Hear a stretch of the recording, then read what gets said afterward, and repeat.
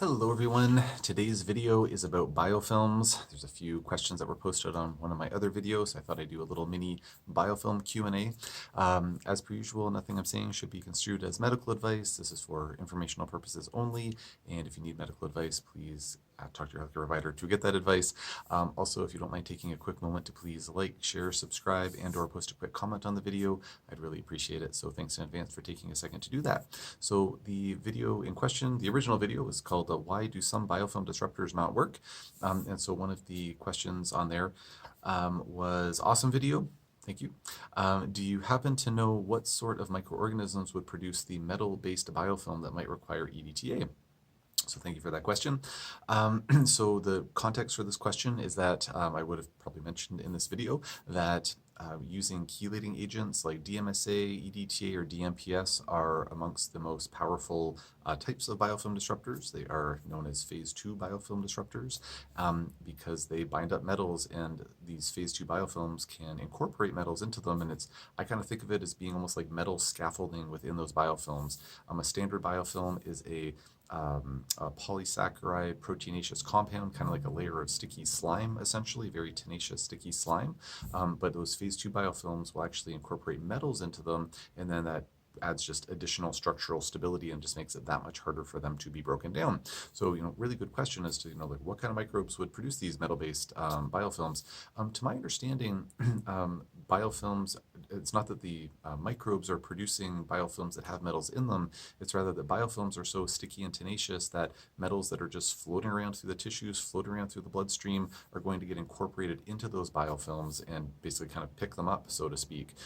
So it's, yeah, kind of like a lint roller almost, kind of like going over somebody covered in, clothing covered in dog hair or lint or whatnot, just to kind of picks things up. And so the metals kind of get, stuck in the biofilm, much like those hair fibers or lint fibers will get stuck on the lint roller.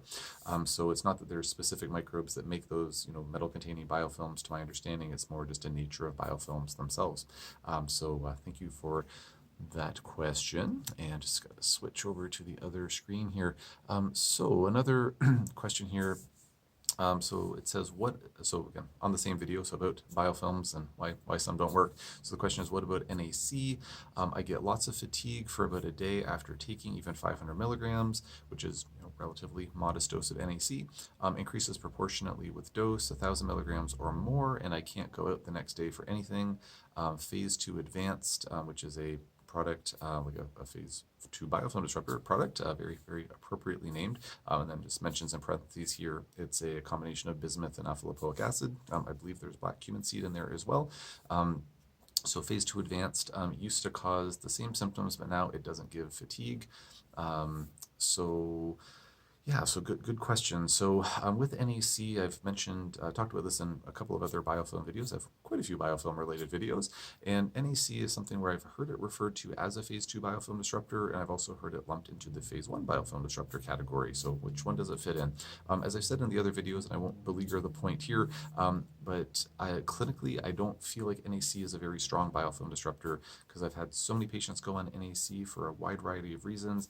The most common reason I prescribe NAC is because if folks are having issues with a persisting cough or respiratory dysfunction after having a cold, or nowadays like after COVID or something like that. So I prescribe that. I prescribe that all the time. I've done it for years and years and years, and it's incredibly rare that I see NAC flare people up. And this could be someone who's just a generally healthy person who's, quote unquote, just dealing with some, mild digestive issues. It could be someone who's got full-blown complex chronic illness. NAC is usually very, very, very well tolerated. So if it was breaking down biofilms in a really meaningful way, I feel like I would have seen just lots of random haphazard reactions as we're breaking down biofilms too aggressively. Whereas you take something like, a product akin to phase 2 advanced, which has these strong phase 2 biofilm disruptors like the bismuth ALA dithiol complex, or some of these, chelating agents or whatnot, like DMPS and EDTA, and I see flares from those on a semi-regular basis. Even, we try to be careful and try to avoid flares, but as we're building up the dosage, there could be some flares here and there, or sometimes patients get a little overzealous and go on a higher dose faster than I might recommend, and they might have a flare from that.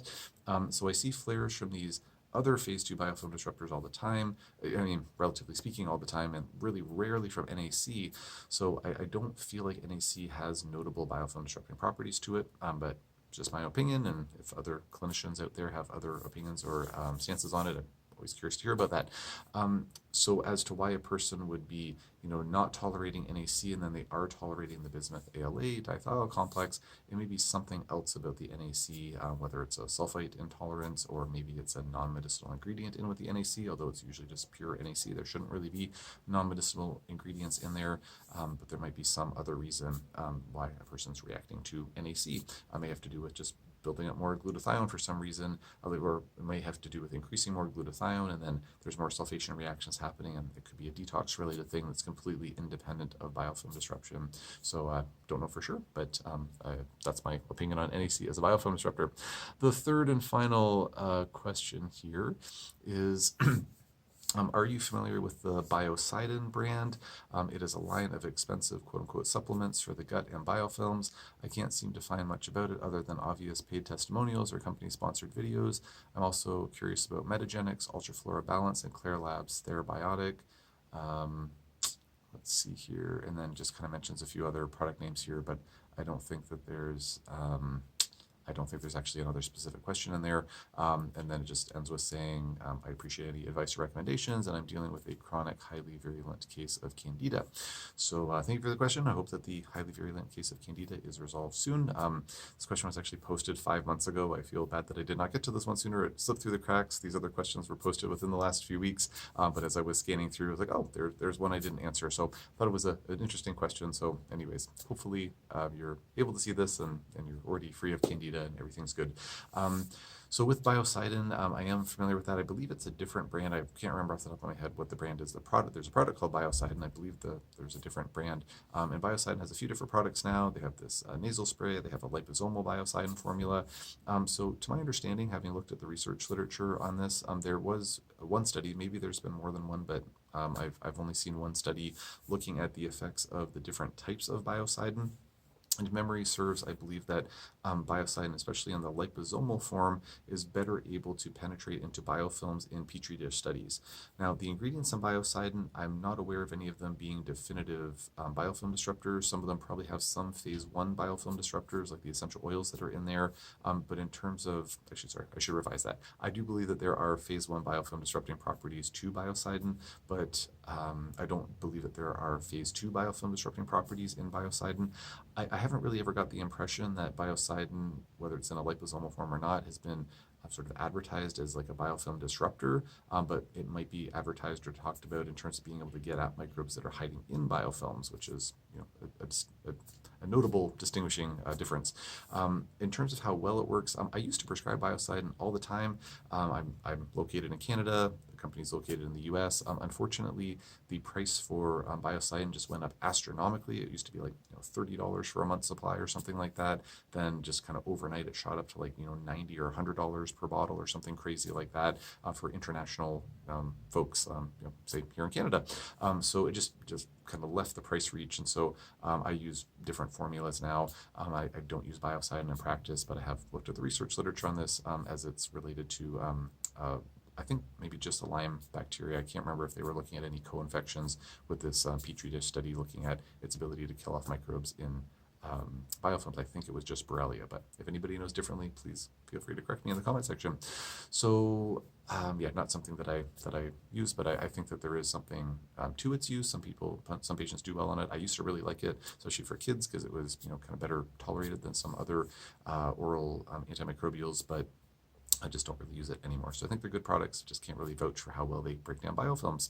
So I will leave it there for now. If anybody has any further questions about biofilms, please feel free to post in the comment section below. I will do my very best to answer in less than 5 months, and I hope that this information was useful.